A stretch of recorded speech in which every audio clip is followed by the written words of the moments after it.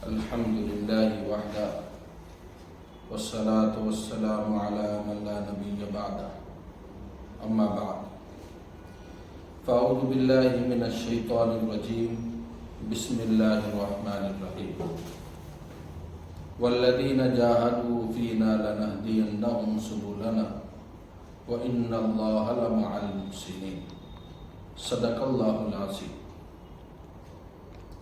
حضرات محترم، آج اس پرفتن دور میں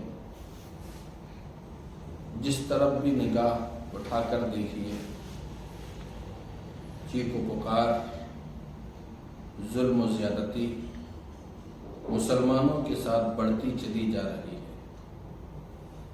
ہر محاذ پر مسلمانوں کو ستانے، ذلیل کرنے کی کوششیں کی جا رہی ہیں۔ آج اس وقت میں تمام قومیں گویا کہ مسلمانوں کی دشمن بنی جا رہی ہے۔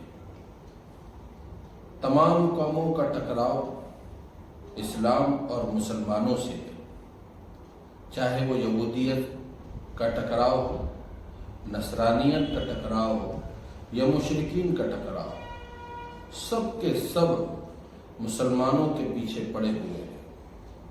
مسلمانوں، آپ کیا سمجھتے ہیں؟ ان لوگوں کو آپ کے مال سے مطلب ہے، آپ کی جان سے مطلب ہے، آپ کی دولت سے مطلب ہے، آپ کی حکومتوں سے مطلب ہے، آپ کے تیل سے مطلب ہے؟ ان تمام چیزوں سے ان قوموں کو کوئی واسطہ نہیں ہے۔ یہ تمام کے تمام قومیں چاہتی ہے کہ آپ کے دل میں جو ایمان بسا ہوا ہے اس ایمان کو اچک لینا اور اس ایمان کو نکالنا چاہتی ہے۔ آپ کو اسلام کی شاہراہ سے ہٹا کر باطل کے راستے کے اوپر گامزن کرنا چاہتی ہے۔ وہ چاہتی ہے کہ تم بھی اللہ کی رحمت کی بجائے اللہ کے عذاب کا مورود بن جاؤ۔ قرآن کریم میں صاف لفظوں میں اللہ رب العزت نے اس بات کو بیان فرمایا ہے، وَدَّ كَثِيرٌ مِّنْ أَهْلِ الْكِتَابِ لَوْ يَرُدُّونَكُم مِّن بَعْدِ إِيمَانِكُمْ كُفَّارًا۔ یہ یہود و نصارہ ہرگز تم سے راضی نہیں ہوں گے اس وقت تک جب تک کہ آپ جو ہے اسلام چھوڑ کر کفر کو اختیار نہ کرو۔ ان کی چاہت، ان کی آرزو، ان کی تمنا یہی ہے کہ تم بھی اسلام کے کلادے کو اپنے گلے سے نکال کر تم باطل کے کلادے کو اپنے گلے میں ڈال۔ لیکن یاد رکھو میرے عزیزوں، میرے بھائیوں، جو مسلمان بھی اس پرفتن دور میں ان حالات میں 4 کاموں کے کرنے کی عادت ڈال لے، 4 کاموں کو کرنے والا بن جاوے، میں رب ذوالجلال کی، رب کعبہ کی قسم کھا کر کہتا ہوں کہ اللہ تعالیٰ اس کے ایمان کی بھی حفاظت فرمائے گا اور اس کی جان کی بھی حفاظت فرمائے گا۔ جان کی حفاظت بھی ہوگی، مال کی حفاظت بھی ہوگی۔ اس لیے آج کے اس دور میں ادنا سے ادنا خطاکار سے خطاکار، گناہگار سے گناہگار مسلمان بھی اپنے ایمان کا سودا کرنے کے لیے تیار نہیں۔ وہ ہر چیز کو برداشت کر لے گا، ہر ظلم کو برداشت کر لے گا، ہر پریشانی کو اٹھانے کے لیے وہ تیار ہے، لیکن وہ ایمان کا سودا نہیں کرے۔ لیکن میرے عزیزوں، اس ایمان کی حفاظت کے لیے کچھ تو کرنا پڑے گا، کچھ تو محنت کرنا پڑے گی، جدوجہد کرنا پڑے گی۔ چاہتے سب ہیں ہمارا ایمان سلامت رہے، ہمارا دین سلامت رہے، ہماری جان سلامت رہے، ہر انسان چاہتا ہے، لیکن ان سب چیزوں کی سلامتی کے لیے کرنے کے لیے کوئی تیار نہیں۔ اس لیے 4 چیزیں، کوئی زیادہ کام بھی نہیں ہے، فقط 4 کام ہیں۔ اگر ان 4 کاموں کو مضبوطی کے ساتھ بندہ مومن، ایک مسلمان انجام دینے کے لیے تیار ہو جاوے، اللہ اس کے ایمان کی حفاظت فرمائے۔ ان 4 کاموں میں سب سے پہلا کام ہے 5 وقت کی نماز کو پابندی کے ساتھ میں ادا کرنا۔ 5 وقت کی نماز، اللہ نے ہم پر 5 وقت کی نمازیں فرض کی ہے، اللہ نے ہمیں جو ہے صرف جمعہ کی نماز نہیں دی ہے، صرف مغرب کی نماز نہیں دی ہے، صرف عصر کی نماز نہیں دی ہے، بلکہ اللہ تعالیٰ نے 5 نمازوں کی فرضیت ہمارے اوپر نبی کریم صلی اللہ علیہ وسلم کے ذریعے سے لاگو کی۔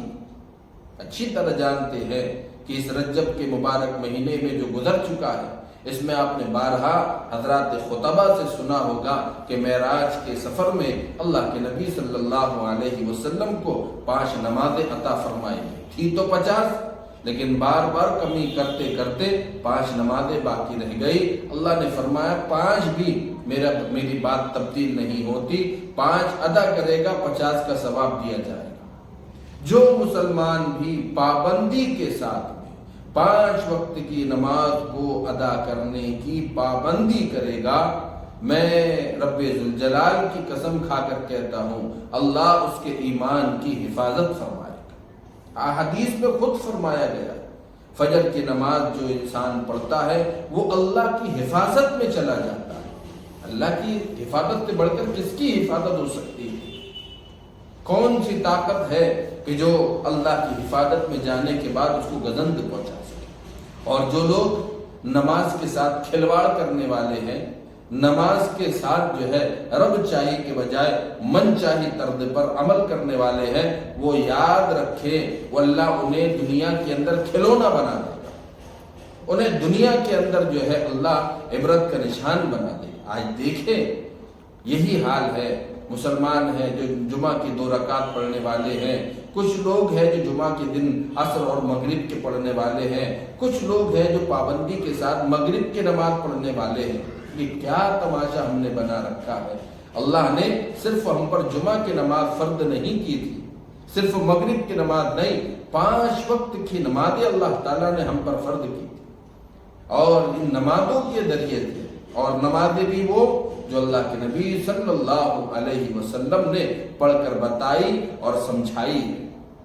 اس طرز کی نماز جس میں چوری نہ ہو، اور جس کے اندر جو ہے اٹھک بیٹھک نہ ہو، جس کے اندر جو ہے نماز کا کھلواڑ نہ ہو۔ جو بندے مومن رب چاہی نماز اور رسول اللہ صلی اللہ علیہ وسلم کے بتائے ہوئے طریقے پر نماز کو ادا کرے گا، اللہ اس پرفتن دور میں اس کے ایمان کی حفاظت فرمائے۔ نمبر 2، ایمان کی حفاظت کی دوسری چیز ہے اللہ رب العزت نے جو مال عطا فرمایا ہے اس مال کو ان جگہوں پر خرچ کیا جائے جن جگہوں پر خرچ کرنا ضروری ہے۔ اہل مدارس کا تعاون کیا جائے، مسلمانوں کا تعاون کیا جائے، وہ جگہ وہ مقامات جہاں تمہارے مال کی ضرورت ہے، اپنے مال کو ان جگہوں پر خوش بختی کے ساتھ، خوش دلی کے ساتھ میں اس مال کو ان لوگوں تک پہنچانا۔ یاد رکھو یہ جو مدارس ہے یہ دین کے قلعے ہیں، یہ دین کی حفاظت کرنے والے ہیں۔ آپ نہیں سمجھ پا رہے ہیں کہ ان حضرات علماء کرام سے کیا ہوگا۔ علامہ ابن سیرین رحمت اللہ علیہ بلکہ حضرت حسن بصری رحمت اللہ علیہ فرمایا کرتے تھے کہ جب کوئی فتنہ ابھرتا ہے تو سب سے پہلے اس سے واقف ہونے والے حضرات علماء کرام ہوتے ہیں، اور جب وہ فتنہ قوم کو زیر و زبر کر کر کچل کر چلا جاتا ہے تب قوم کی آنکھیں کھلتی ہے کہ یہ تو فتنہ تھا۔ تو یہ حضرات علماء کرام، یہ مدارس دین کے قلعے ہیں، اللہ کا دیا ہوا مال ہے۔ جب انسان اپنی ذات پر خرچ کرنے کی باری آتی ہے تو بے تحاشا خرچ کرتا ہے، لیکن جہاں اس مال کو اللہ کے راستے میں دینے کی باری آتی ہے اس کے انسان کے پیٹ میں درد ہونے لگتا ہے۔ بھائی یہ مال اللہ ہی کا دیا ہوا ہے، تم آئے تھے خالی ہاتھ، جاؤ گے بھی خالی ہاتھ، نہ تم کچھ لے کر آئے تھے نہ کچھ لے کر جاؤ گے۔ تو جب اللہ رب العزت کا ہی دیا ہوا مال ہے، اللہ اپنے دیے ہوئے مال میں سے خرچ کرنے کے لیے فرما رہا ہے، تو پھر کیوں آگے پیچھے ہو رہے؟ سورہ مائدہ میں اللہ رب العزت نے وعدہ فرمایا ہے اپنی نصرت کا، جو نماز ادا کرنے والے ہوں گے، جو زکات ادا کرنے والے ہوں گے اور میرے رسولوں پر ایمان لانے والے ہوں گے، وَعَزَّرُوا اور ان کی تائید کرنے والے ہوں گے، اور وَنَصَرُوا ان کی مدد کرنے والے ہوں گے، اللہ اپنی مدد کا وعدہ فرما رہا ہے۔ یہ 5 کاموں کے بعد نماز کی پابندی، زکات کی ادائیگی، اپنے مال کو اللہ کے راستے میں خرچ کرنا، اور اس کے پیغمبروں پر ایمان۔ ایمان فقط زبانی چیز کا نام نہیں ہے، ان پیغمبروں کی طرف سے اللہ نے جو ہدایات عطا فرمائی ہیں اس کو عملی جامہ پہنانا، اپنی زندگی کو اللہ رب العزت کے کہے کے مطابق گزارنا۔ جو مسلمان بھی نماز کی پابندی اور اللہ کے دیے ہوئے مال کو اللہ کے راستے میں خرچ کرے گا، اللہ اس پرفتن دور میں اس کے ایمان کی حفاظت فرمائے گا۔ اور یہی مال جسے آج جمع کر کے رکھا جا رہا ہے، گن گن کر رکھا جا رہا ہے، جوڑا جا رہا ہے، کل یہی خزانہ، یہی مال گنجے صاحب کی شکل میں اس کی گردن کے اندر پہنایا جائے گا، اور وہ گنجا صاحب اس کا تعارف کرائے گا، انا کنزکا انا مالکا، میں تیرا خزانہ، میں تیرا مال ہوں جسے تو جمع کر کر کے رکھا کرتا۔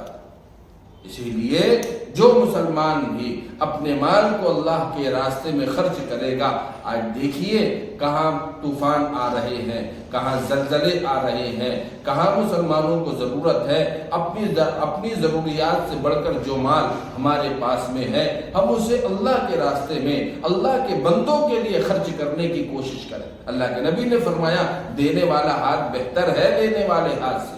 ہمیں اپنے آپ کو دینے والا بنانا ہے تاکہ اللہ رب العزت ہمارے مال میں ترقی اور برکت عطا فرمائے۔ تیسرا کام جو ہے اپنے ایمان کی حفاظت کا، وہ ہے اپنے آپ کو تکبر سے بچانا، بڑائی سے بچانا۔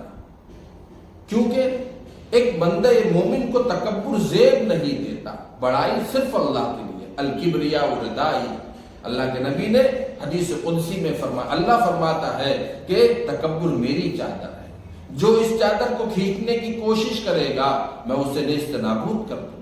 اور ایسے بھی کسی انسان کو تکبر زیب نہیں دیتا۔ وہ انسان جو ایک ناپاک منی کے قطرے سے پیدا کیا گیا ہو، اسے کیا تکبر ہے، اسے کیا بڑائی، وہ کس منہ سے وہ بڑائی کر رہا ہے، وہ کس منہ سے اپنے آپ کو بڑا بنا کر پیش کر رہا ہے۔ دنیا کے اندر بہت سارے بڑے گزرے جنہوں نے بڑائی کا اعلان کیا، دعویٰ کیا، آج دنیا ان کا نام بھی نہیں لیتی ہے تو برائی کے ساتھ۔ اور ایسے بھی کہا گیا ہے ان الذین یستکبرون عن عبادتی سیدخلون جہنم داخرین، وہ لوگ جو تکبر کرنے والے ہیں، بڑائی جتلانے والے ہیں، اللہ ایسے لوگوں کو جہنم میں داخل کرے گا۔ اس لیے تکبر اچھی شے نہیں ہے، بری شے ہے، بلکہ اللہ کے نبی صلی اللہ علیہ وسلم کے دعاؤں کے اندر تو ملتا ہے اللہم اجعلنی فی عینی صغیرہ وفی اعین الناس کبیرہ، اللہ مجھے اپنے آپ کے اندر چھوٹا بنا دے، لوگوں کی نگاہوں میں بڑا بنا دے۔ چھوٹا بننے میں مزہ ہے، چھوٹا بننے کے اندر عزت ہے۔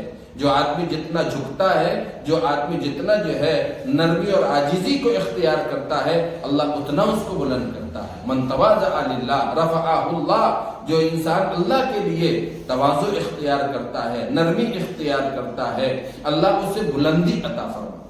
اور جو انسان تواضع کے بجائے، نرمی کے بجائے جو انسان تکبر اختیار کرتا ہے، اللہ اسے معاف نہیں کرتا۔